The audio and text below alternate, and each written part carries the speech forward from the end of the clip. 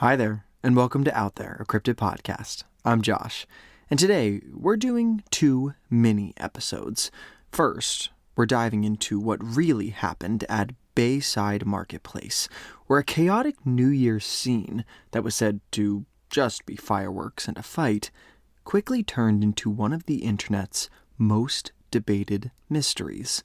Then we're heading back in time to explore the haunting connected to the Eastern Airlines Flight 401 crash. Let's dive in.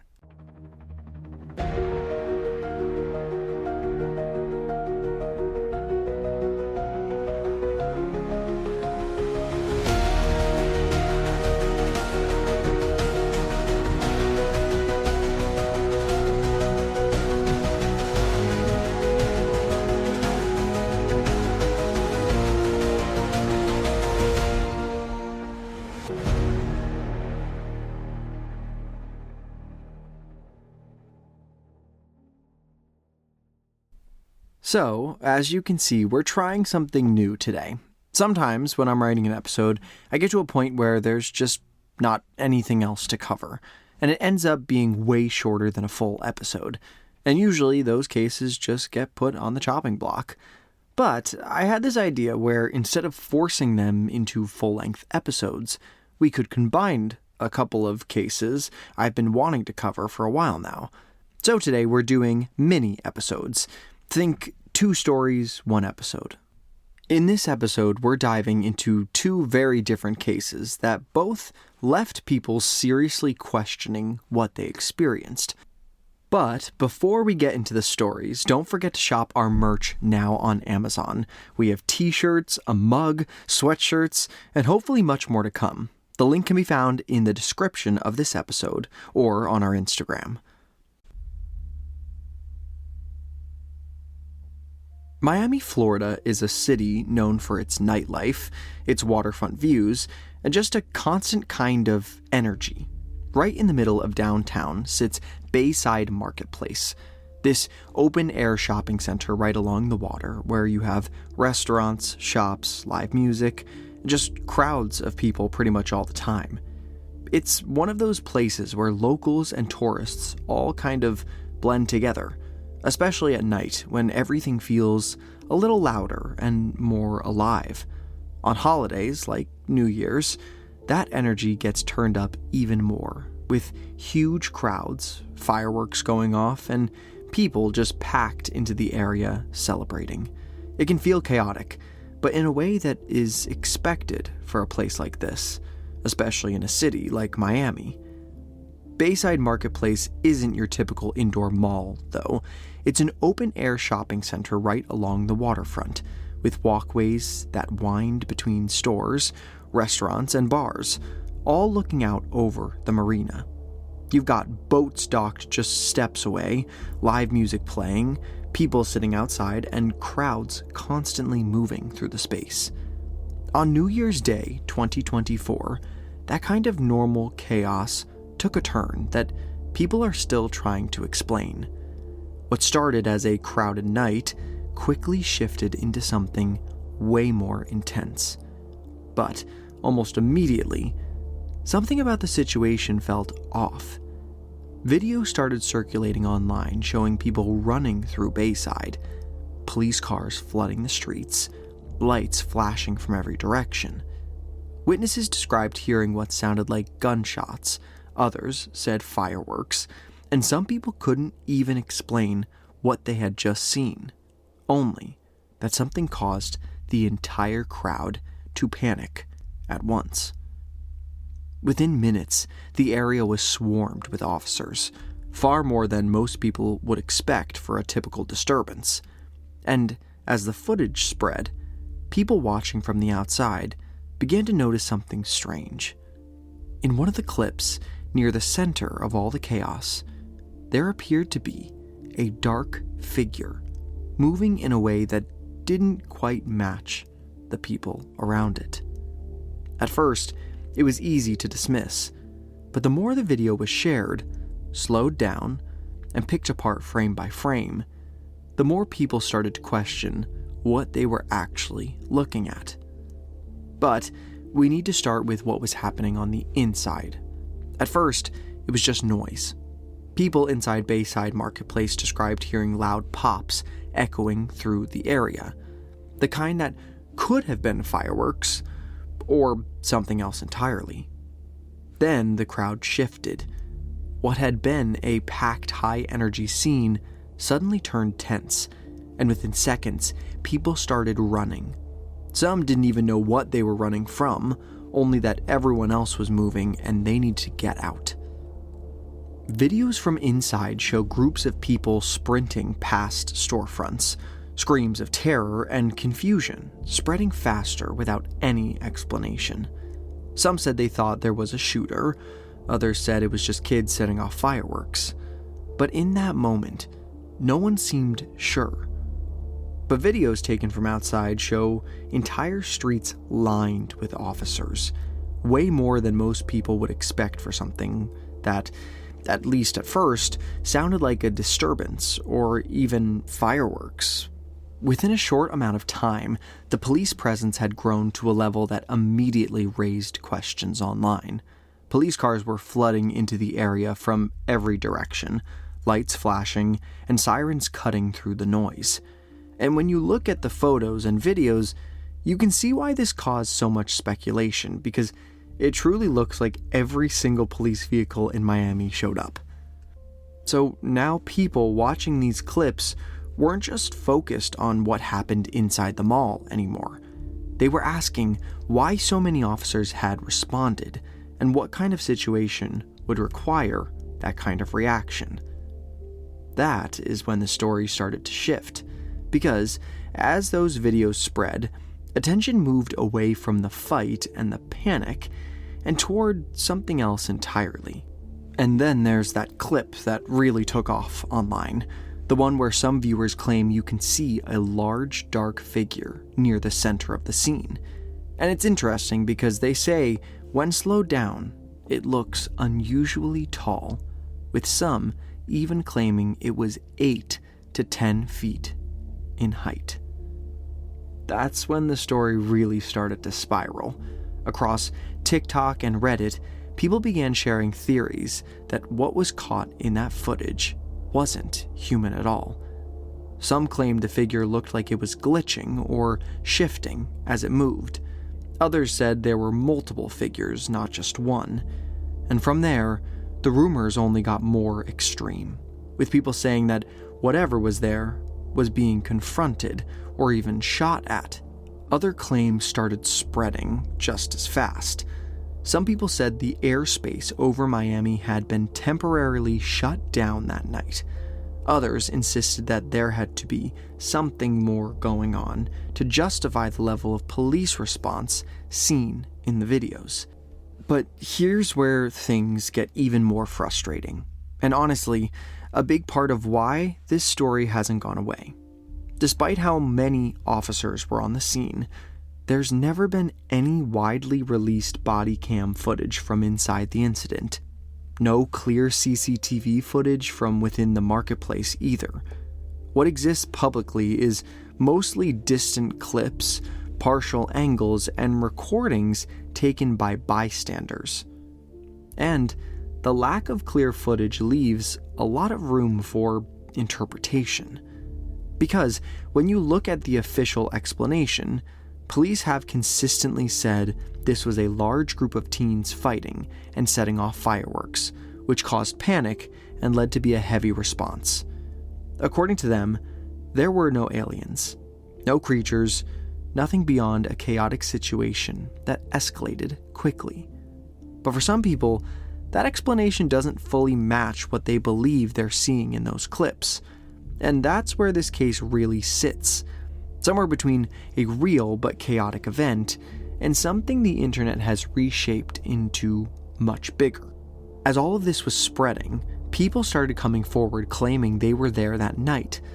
But, like most cases like this, the accounts don't all line up. One Reddit user, Quantumanium Waken, described being at Bayside with her husband, saying, quote, "My husband and I were there. It was wild because it was just a normal day. And then all of a sudden, we're sitting there drinking a mojito, and a few people were low-key panicking. We thought maybe it was drugs, but then we started hearing police cars and seeing more people starting to flee. So we booked it out of there. Didn't see much. The thing that always been on my mind, Bayside is not really a mall. At all. It's more of an open-air market with lots of restaurants and entertainment, speedboat rides, etc. It sits directly on the bay. I can't help but think if something wanted to crawl out of the ocean, this would be the place to do it. Another user, JY_jelly, described watching from above and seeing something much more grounded. From their perspective, they said, quote, "From my POV, I was on the balcony of a condo on 50 Biscayne with full view of Bayfront Park below. I hear fireworks being shot off behind the building. Then a couple minutes later, I see approximately 20 people sprinting across the street into Bayfront Park. A couple police cars drive into the park, but are blocked by the trees. The group of people gathered under the cover of the amphitheater area, then slowly dispersed onto different directions. It was still lively out, so a lot of people were able to just walk into the crowd and escape. I personally don't believe the stories, since I literally saw the kids run across the street and try and hide from the cops." And that contrast is really what defines this case. Depending on where you were standing or even what clip you saw online, it becomes a completely different story. What makes it even more interesting is that this wasn't entirely isolated. A similar type of crowd panic and police response reportedly happened in the same area the year before, in 2023, just without the same level of attention online. So, that raises the question of whether this is just what happens when large crowds, fireworks, and holiday chaos collide in a place like this, or whether something about this particular night pushed it into something people still can't quite agree on. And just to add on my own thoughts, I actually was in Miami about 2 weeks before this happened, and there's something about that city that really does feel busy in a very specific way. It's almost electric all the time, especially in areas like downtown where everything is just constantly moving. So, I can understand how a situation like this could escalate quickly, just because of the environment itself. That being said, I do still find it really strange how many police cars showed up in those videos. It almost looks overwhelming from the outside, but I could also see how, if there were reports of gunshots or something similar, they would respond as if it could be something much more serious, like a potential bombing or active threat situation. What I do find harder to explain, though, is the lack of clear footage from inside. Because in situations like this, people film everything, even in chaotic moments, even when they're running, even when things are scary. There's usually multiple angles, live streams, body cam releases, something. And here, there just isn't much of that at all. At the same time, though, without more solid evidence, I don't think we can really jump to anything like an alien attack or something unexplainable. It feels more like one of those situations where chaos, timing, and social media all kind of collide and turned a normal incident into something much bigger online. But at the end of the day, we're still left with the same problem. A handful of unclear videos, no complete public footage, and a story that changes depending on who's telling it. Some people see a chaotic but explainable situation. Others see something that doesn't fully line up. And without a single version of events that ties everything together, the truth just sits somewhere in between. A real event that somehow became something much bigger once it hit the internet. Every single day in the United States, thousands of flights take off and land safely. Millions of people step onto airplanes. Some are heading to work, some are going home, and others are chasing vacations they have been looking forward to for months. For a lot of people, flying is just a routine. You board the plane, find your seat, maybe scroll on your phone, and before you know it, you're landing somewhere new. But for others, it still feels exciting. The moment the plane lifts off the ground, that feeling of being thousands of feet in the air. Like, for a few hours, you are somewhere only superheroes and birds could be. Now, imagine you are on one of those flights. Everything feels completely normal. You hear the steady hum of the engines, flight attendants moving through the aisles, quiet conversations all around you. Then you hear a voice right behind you. It's a clear voice and close, like someone is trying to get your attention. You turn, expecting to see a crew member standing there, but there's no one. Maybe you brush it off at first, until later, when someone else mentions they heard it too. And then you find out something that makes your stomach drop. The voice they heard belonged to someone who was not supposed to be on that plane, because they had already died. This is not just a ghost story. It is a case tied to a real tragedy.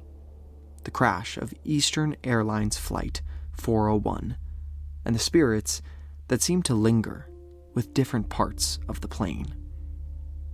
The story starts on December 29th, 1972. Eastern Airlines Flight 401 was a regularly scheduled flight traveling from New York to Miami, with 163 passengers and 13 crew members on board. It was operated by Eastern Airlines, which at the time was one of the largest airlines in the United States. In the cockpit were 3 highly experienced crew members: Captain Bob Loft, First Officer Albert Stockstill, and Flight Engineer Don Repo. These were seasoned professionals with thousands of hours of flight time, and nothing about this flight was supposed to be out of the ordinary. Everything was going smoothly as the plane approached Miami International Airport late that night. At around 11:30 p.m., the crew began preparing for landing. But when they lowered the landing gear, a small green indicator light that was supposed to confirm the nose gear was locked into place did not turn on. It may sound minor, but in aviation, something like that is taken very seriously. So instead of continuing the landing, the crew decided to circle and figure out what was going on. While they were focused on that issue, the plane was set on autopilot. But at some point, it was accidentally disengaged or adjusted without anyone realizing it, and the aircraft slowly began to descend. There were no alarms immediately going off, nothing that made it obvious in that moment that something was wrong. By the time the crew realized what was happening, it was already too late. At approximately 11:42 p.m., the plane crashed into the Florida Everglades, just west of Miami. The impact was devastating, and out of the 176 people on board, 101 lost their lives, including Captain Bob Loft and Flight Engineer Don Repo. What makes this story even more unsettling is that investigators later determined the cause was not a major failure, but something incredibly small: a malfunctioning light bulb combined with a moment of distraction. And for most aviation stories, that would be where it ends. But in this case, it was only the beginning. In the aftermath of the flight crash, the aircraft itself was completely destroyed and obviously could not be put back into service. But not everything was lost. Some components from the wreckage were recovered, inspected, and considered usable. According to multiple reports, certain parts from the plane were then installed into other aircraft operated by Eastern Airlines. Now, on paper, that is not unusual. Airlines reuse parts all the time, as long as they are deemed safe. But this is where the story takes a turn that no one could have expected. Because not long after those parts were put into other planes, strange reports started to come in. And one of the theories that came out of this is what makes it so unsettling. The idea that whatever happened that night did not just end in the Everglades, that somehow something stayed attached to those parts. Almost like the energy of that moment, that tragedy, was carried with them. And when those parts were placed onto new planes, it brought something with them. Almost like they never really left. Not long after the Eastern Airlines Flight 401 crash, reports started surfacing from employees of Eastern Airlines. And what makes these stories so unsettling is that many of them came from trained professionals. One of the earliest and most talked about sightings came from a flight attendant who was working a flight on an L-1011, the same model aircraft as Flight 401. While preparing food in the galley, she claimed to see a man sitting quietly, who she did not recognize. What stood out was that he was wearing an Eastern Airlines uniform. But he was not supposed to be assigned to that flight. When she spoke to him, he reportedly did not respond at first. And when another crew member was brought over, the man suddenly vanished. Later, when she described him, she was told the description matched flight engineer Don Rebo. Another well-known incident involved a captain and a flight engineer on a separate flight. Before takeoff, the flight engineer went down into the avionics bay and reportedly saw a man already there, calmly working. The man looked up and told him something along the lines of not needing to worry about pre-flight checks. The engineer was confused because no one else should have been there. When he later described the man, he was again said to match Don Rebo. In some versions of this story, the warning was taken seriously, and the flight was checked again, allegedly preventing a potential issue, although there is no official record confirming that part. There are also reports involving Captain Bob Loft. In one account, a flight attendant claimed to see him sitting in first class before takeoff, apparently completely solid and real. She assumed he was a deadheading crew member or someone hitching a ride, which is not uncommon in aviation. But when she went to notify the captain and they returned together, the seat was empty. When she later saw a picture of Bob Loft, she reportedly identified him immediately as the man she had seen on her flight. What makes these sightings stand out is that they were not described as shadowy figures or quick glimpses. People claim these individuals looked completely real, like any other crew member on board, until the moment they disappeared. And in multiple cases, different employees who did not know each other gave similar descriptions. Now, in terms of actual evidence, this is where things get complicated. Most of these accounts were never officially documented by the airline, and Eastern Airlines strongly denied that any hauntings were taking place. A lot of what we know comes from employee testimonies and was later compiled and popularized in the book The Ghost of Flight 401 by John G. Fuller. Some employees even claimed they were discouraged from talking about it publicly. This is where the story shifts a little, because not everyone agrees on what actually happened after the crash. While the reports of sighting connected to Eastern Airlines Flight 401 crash are widely circulated, a lot of what we know about the so-called hauntings does not come from official investigation reports or airline documentation. Instead, much of it does come from the employees' stories that were shared over time and then later compiled into Fuller's book. And that distinction matters because it means many of these accounts are secondhand or passed along through people who heard them from others rather than directly experiencing them. In aviation, especially within a large company like Eastern Airlines, stories can spread quickly between crews, especially when they are unsettling or unusual. And over time, details can shift, combine, or become more dramatic depending on how they are retold. It is also important to say that Eastern Airlines itself publicly denied that any paranormal activity was happening on their aircrafts. From their perspective, there was no official evidence of anything unusual behind standard reports and normal flight operations. In other words, what exists here is a gap between employee testimony and institutional records, and everything we know sits somewhere in between those 2 points. Now, that does not automatically disprove the stories, but it does change how they have to be understood.